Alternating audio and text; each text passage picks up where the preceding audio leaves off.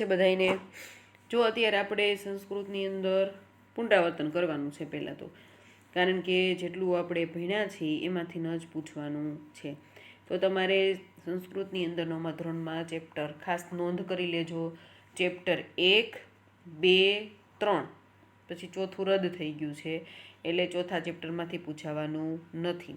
ત્યાર પછી ચેપ્ટર 5, છઠ્ઠું પણ રદ થઈ ગયું છે, એટલે 7 અને 9, 10 ખાસ યાદ રાખજો. 9મું, આમ તો 9મું પણ રદ થઈ ગયું છે, એટલે 10મું. રદ થઈ ગયેલા ચેપ્ટર કેટલા છે? ટોટલ ચેપ્ટર 10 સુધી આપણે એક્ઝામની અંદર પૂછાવાનું છે. એની અંદર ચેપ્ટર 4, 6, 8 અને 9 એ 4 ચેપ્ટર નથી, માત્ર 6 ચેપ્ટર છે. કયા કયા? 1, 2, 3, 5, 7 અને 10. આટલા ચેપ્ટર છે એક્ઝામની અંદર છે. 1, 2, 3, 5, 7 અને 10.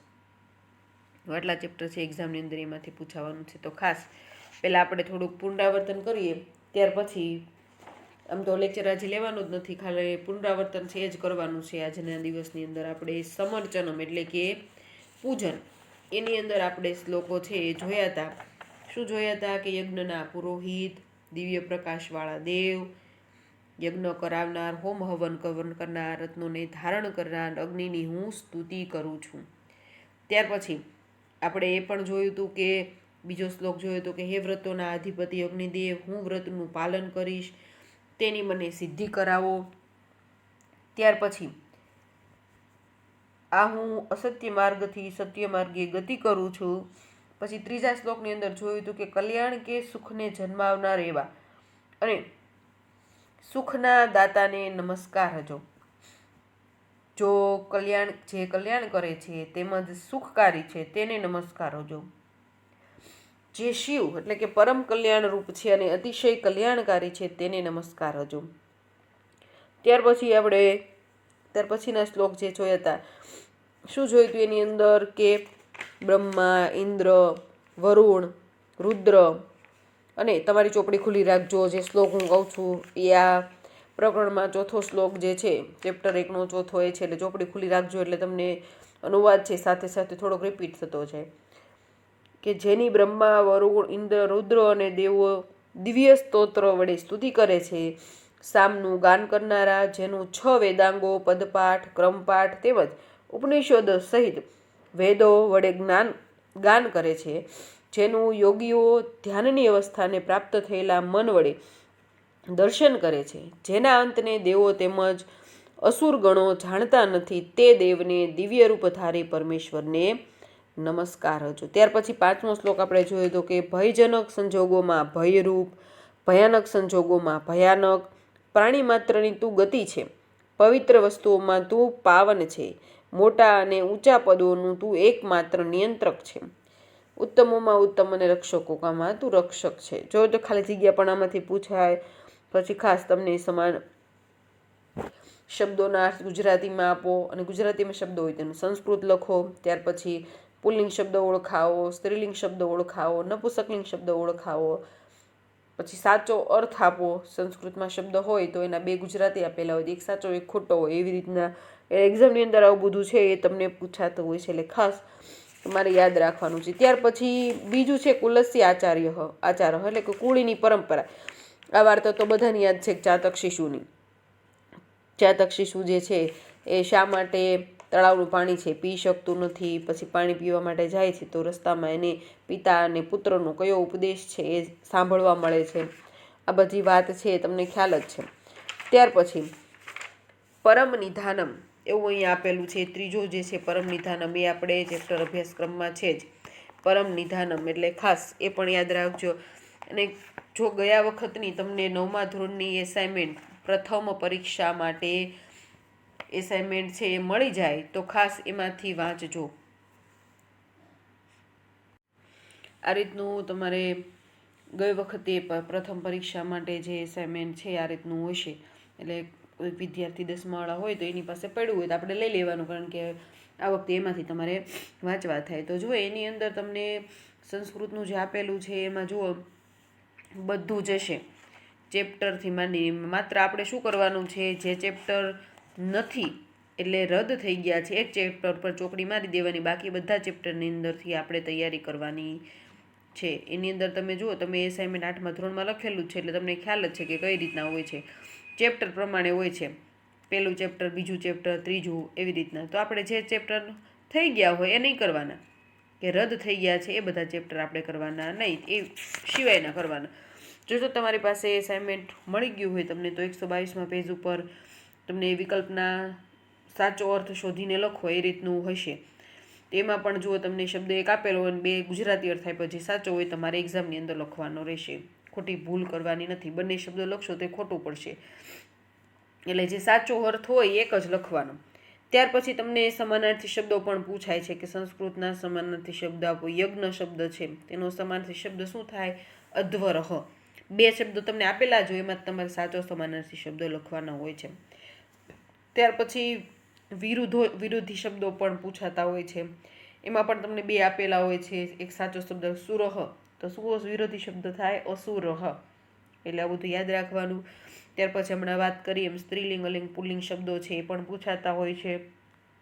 ત્યાર પછી જુઓ, એક્ઝામની અંદર તમને સ્ત્રીલિંગ રૂપો, ત્યાર પછી શબ્દ કોઈ આપેલો હોય ને એનો સંસ્કૃત શબ્દ લખવાનો. સમુદ્ર અથવા સાગર, તો એનો સંસ્કૃત શબ્દ શું થાય? અંબોધિ. શું થાય? સમુદ્ર અથવા સાગરનો અંબોધિ. ત્યાર પછી ખાલી જગ્યા છે વિકલ્પવાળી, એમાં ખાસ યાદ રાખજો, વિકલ્પવાળી ખાલી જગ્યા જે હશે એની અંદર તમારે વિભક્તિઓના પ્રયોગો આવશે. કારણ કે તમને જો એવી ખાલી જગ્યા પૂછે કે ઇદમ અહમ, પછી ખાલી જગ્યા ઉપેમી, અનૃતાત, સત્યમ અને વ્રતમ.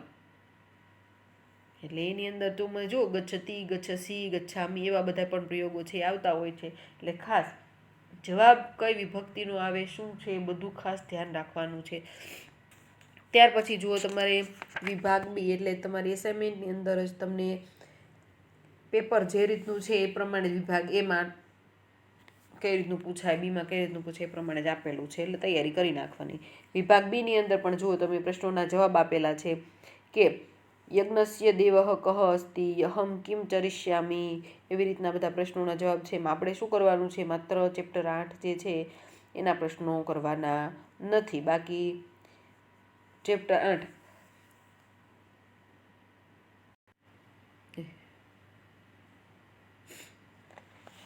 જો તમને આની અંદર સંસ્કૃતમાં પ્રશ્નોના ગુજરાતીમાં જવાબ લખો એવું પણ પૂછાતું હોય છે.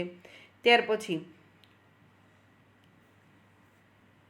સંસ્કૃત પ્રશ્નોના ગુજરાતીમાં જવાબ, પછી ખાસ પેરેગ્રાફ છે તમને જે પૂછાય છે, એમાં એક પેરેગ્રાફ છે એ તમારો જે અભ્યાસક્રમ છે એમાંથી પૂછાતો હોય છે કે અભ્યાસક્રમમાં જેટલા આપણે ચેપ્ટર છે 1, 2, 3, 5, 7 અને 10 જે ચેપ્ટર છે એ ચેપ્ટરમાંથી તમને એક પેરેગ્રાફ પૂછાય છે, ને એમાં તમારે શોધી અને પ્રશ્નોના જવાબ છે વ્યવસ્થિત સારા અક્ષર.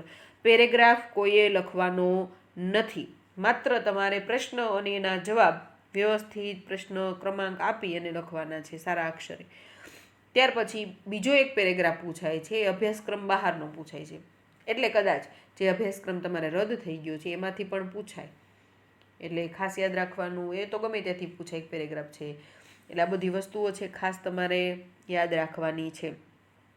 ત્યાર પછી જુઓ, ખાસ તમને ખાલી જગ્યા છે વિકલ્પવાળી પૂછાતી હોય છે. વિકલ્પવાળી ખાલી જગ્યામાં પણ ખાસ યાદ રાખવાનું કે વિભક્તિઓના રૂપ જે છે એ ખૂબ મહત્વના છે. કે વિભક્તિઓ, આમ તો આપણે વિભક્તિઓ ભણી ગયા છે એટલે તમને ખ્યાલ જ છે કે વિભક્તિઓ કોને કહેવાય.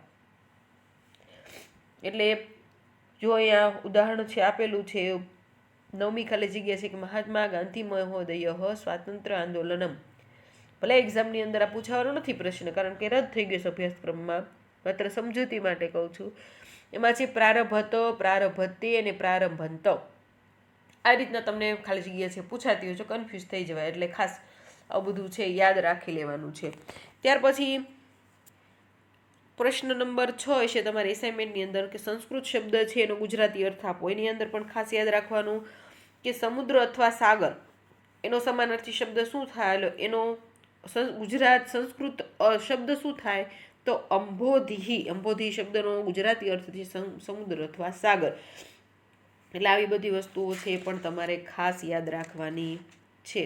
ત્યાર પછી જુઓ કે એક્ઝામની અંદર તમને એક પ્રશ્ન નંબર તો વિભાગ જે છે એ ડી ખૂબ જ મહત્વનું છે, રોકડા માર્ક્સનો છે વિભાગ ડી. જોઈ લઈએ આપણે.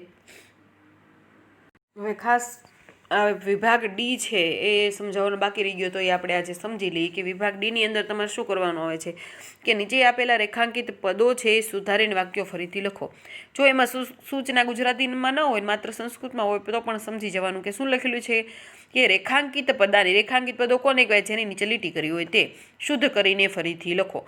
તો બધાએ ફરજિયાત જે તમને પહેલી લીટી આપી છે, માનો કે અહમ જલમ પાતુમ ઇચ્છામી તડાગમ ગંતુમ નિર્ગચ્છતિ પ્રતીક્ષામ કરતું અર્હસી. આ જે લીટી આપી છે એની અંદર 4 શબ્દોની નીચે લીટી કરેલી છે. તો એ શું લખ્યું છે તમને સૂચના કે વાક્ય છે એ સુધારી અને ફરીવાર લખવાનું છે. એટલે ખાસ જો અહીંયા આપેલું છે તમને જવાબની અંદર કે અહમ જલમ, પછી લીટી શેની નીચે છે તો પાતુમની નીચે લીટી છે પાતુમ, એવું જ રીતના આપણે વાંચીએ છીએ એટલે પાતુમ. તો શું કરવાનું છે? અહીંયા મ ખોડો કરવાનો છે. ઉપર અહીંયા પાતુની ઉપર અનુસ્વાર કરેલો છે, પણ આપણે શું કરવાનું છે? મ લખવાનું, પાતુમ એવી રીતના બોલીએ છીએ એટલે. ત્યાર પછી ગંતુમની નીચે લીટી કરેલી છે, તો જે અનુસ્વાર હોય તો મ લખવાનો અને મ લખેલો હોય તો અનુસ્વાર કરી નાખવાનો, બાકી કાંઈ કરવાનું નથી. 4 માર્ક્સ રોકડા છે. ગંતુમ આપેલું છે તો ગંતુમમાં શું કરવાનું છે તમારે? ગની ઉપર ટપકું છે. શું છે? ગની ઉપર ટપકું છે અને મ ખોડો કરેલો છે. તમારે શું કરવાનું છે? જે છે એનાથી ઉલટું લખવાનું છે. ગંતુમ લખેલું એનાથી ઉલટું લખો એટલે શું થાય? અનુસ્વાર છે એની બદલે શું આવે? ન, કારણ કે આપણે ન બોલીએ છીએ ગન, એટલે શું કરવાનું છે? ત્યાં ન કરવાનું. બરાબર? ગંતુ અને મ ખોડો છે એનો અનુસ્વાર કરી નાખવાનો, જે આપેલું છે એનાથી ઉલટું કરી નાખવાનું ટૂંકમાં. ગંતુમ અહીંયા આપેલું છે જવાબ. પછી તે પ્રતીક્ષામમાં શું કરવાનું છે? ખોડો આપેલો છે તો આપણે અનુસ્વાર કરી નાખવાનો. ત્યાર પછી કર્તૃમમાં મ છે અનુસ્વાર સ્વરૂપે છે તો આપણે મ ખોડો કરી નાખવાનો, એટલે ટૂંકમાં જે આપેલું છે એનાથી ઉલટું કરવાનું છે. ત્યાર પછી છે બીજું કે એવમ ભવાનો દ્વિરેફઃ તર્હિ અહમ સૂર્ય